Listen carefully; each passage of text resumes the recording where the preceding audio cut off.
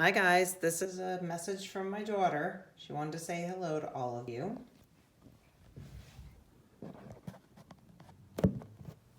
Now we're going to have our next lesson today. We are going to talk about circulatory shock.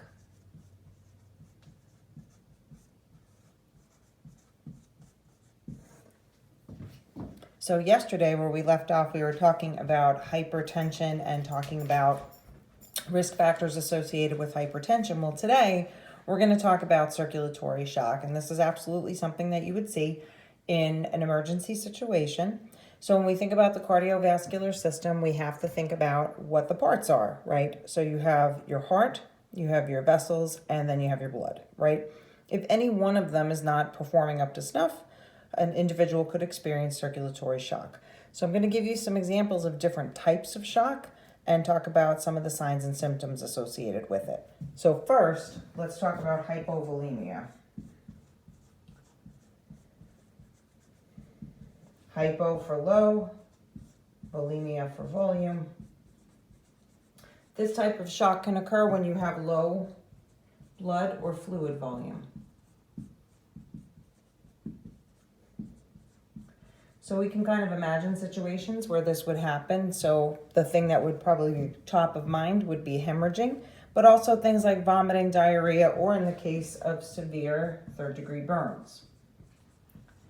Remember, in the dermis of the skin, quite a bit of fluid is contained within the dermis of the skin, and if someone had massive, widespread third-degree burns, they would lose a tremendous amount of fluid very, very quickly. And actually, hypovolemic shock is the first threat to life that really we would triage when we're thinking about a burn victim. Most people go right to infection, but infection would be a secondary issue after we've treated the shock, okay?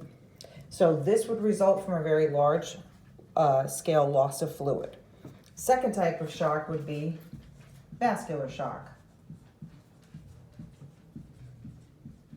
So this is a type of circulatory shock that's related directly to the vasculature, to your blood vessels. So if we think about what shock really is, where you've had inadequate circulation to your organs, this type of shock would result from vasodilation, where you had a system-wide dilation of all of the blood vessels and things that we've been talking about. Obviously, if you vasodilate everything all at once, this is going to result in a very quick drop in blood pressure. Okay, some of the things that can cause this type of vascular shock would be anaphylaxis, which you hear talked about very often in line with allergic reactions, failure of the autonomic nervous system to regulate vasodilation and vasoconstriction, or septic, when someone has sepsis and goes into septic shock, which is usually a result of bacterial infection.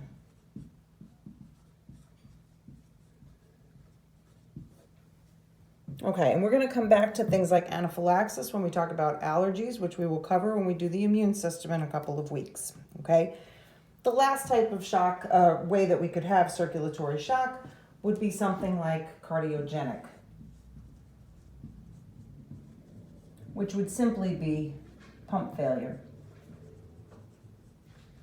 So obviously this can occur during a heart attack or cardiac arrest, where if there's damage to the myocardium and the pump cannot pump adequately, if you can't pump adequately, you can't push fluid under the correct pressure to all of the organs. Some of the signs and symptoms that someone is in shock or entering shock would be things like,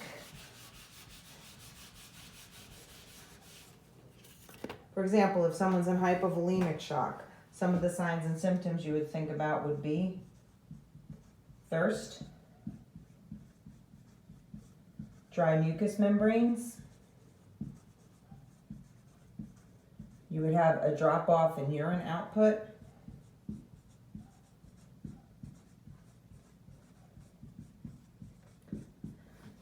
Okay, so initially someone's pulse would be quite robust because you would have compensatory contraction by the heart to allow for, to try to drive up some pressure.